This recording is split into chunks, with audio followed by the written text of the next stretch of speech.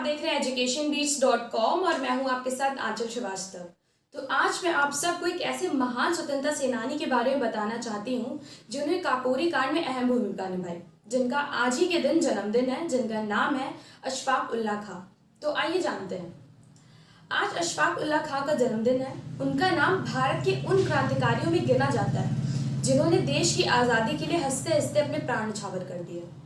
आपको बता दें कि 25 साल की उम्र में अशफाक ने अपने क्रांतिकारी साथियों के साथ मिलकर ब्रिटिश सरकार की नाक के नीचे से सरकारी खजाने को लूट लिया था, जिसके बाद पूरी ब्रिटिश सरकार को मुंह की खानी पड़ी। इस घटना को काकोरी कांड से जाना जाता है। काकोरी कांड के लिए उन्हें फैजाबाद जेल में 19 दिसंबर 1927 में फांसी पर चढ़ा दिया गया था। आपको बता दें कि अशफाक उल्लाह के साथ इस कांड में राजेंद्र प्रसाद बिस्मिल, ठाकुर रोशन सिंह और राजेंद्र नाथ लाहिड़ी को फांसी की सजा हो गई और सचिंद्र सान्याल और सचिंद्र बख्शी को कालापानी की सजा दी गई। बाकी क्रांतिकारियों को 4 साल से 14 साल तक की सजा सुनाई गई थी। तो आइए जानते हैं कि उनसे और काकोरी कांड से जुड़ी कुछ बातें।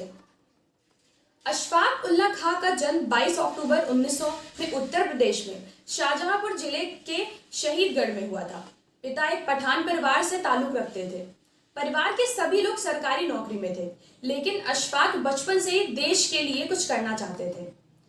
आपको बता दें कि बंगाल के क्रांतिकारियों का उनके जीवन पर बहुत प्रभाव पड़ा था। वे स्वतंत्रता सेनानी होने के साथ कविता भी लिखते थे। उन्हें घुड़सवारी, निशानेबाजी का भी शौक था। बचपन से ही अशफाक उल्लाह खां का पढ़ने लिखने में मन नहीं करता था। उन्हें तैराकी करना, बंदूक लेकर शिकार पर जाने में ज्यादा मजा आता था।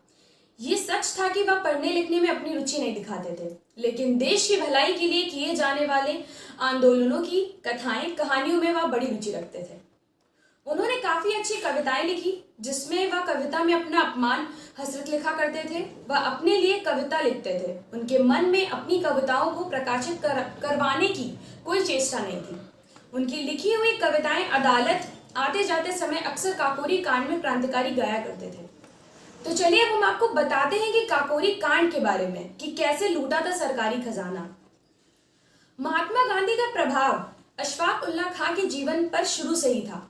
गांधी जी ने असहयोग आंदोलन वापस ले लिया तो उनके मन को बहुत अत्यंत पीड़ा पहुंची, जिसके बाद राम प्रसाद बिस्मिल और चंद्रशेखर आजाद के नेतृत्व में 8 अगस्त 1925 को क्रांतिकारियों की एक अहम बैठक हुई, जिसमें 9 अगस्त 1925 को Saharanpur Lucknow passenger train Kakori station पर आने वाली थी, जिसे लूटने की योजना बनाई गई थी, जिसमें सरकारी खजाना था।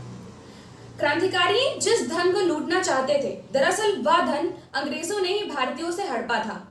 9 अगस्त 1925 को अशफाक उल्लाह खां, राम प्रसाद बिस्मिल, चंद्रशेखर आजाद, राजनाथ लाहिड़ी, ठाकुर रोशन सिंह, सचिंद्र बख्शी, केशव चक्रवर्ती, बनवारी लाल, मुकुंद लाल ने अपनी योजना को अंजाम देते हुए लखनऊ के नजदीक काकोरी में ट्रेन से ले जाने वाले सरकारी खजाने को लूट लिया, जिसके बाद इस घटना को काकोरी कांड से जाना जाता है। इस घटना के दौरान सभी क्रांतिकारियों ने अपना नाम बदल लिया था। अशफाक उल्लाह खां ने अपना नाम कुमार जी रखा था।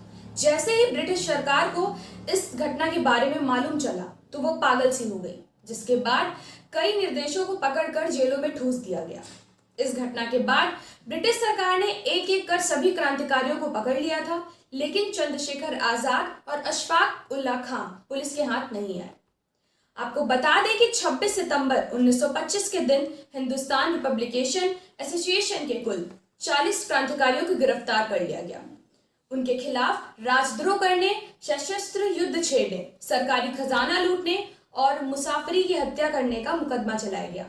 बाद में राजेंद्र नाथ लाहिड़ी, पंडित राम प्रसाद बिस्मिल, अशफाक उल्लाह खां और ठाकुर रोशन सिंह को फांसी की सजा सुनाई गई, जबकि 16 अन्य क्रांतिकारियों को कम से कम 4 साल की सजा से लेकर अधिकतम काला पानी यानी आजीवन कारावास की सजा दी गई। आज के लिए बस इतना ही। फिर मिलूंगी मैं किसी नए मुद्दे के साथ। तब तक के लिए जुड़े रहिए एजुकेशन बीट से। आज के लिए बस इतना ही। फिर मिलूंगी मैं किसी नए मुद्दे के साथ। तब तक के लिए जुड़े रहिए एजुकेशन बीट से। नमस्कार।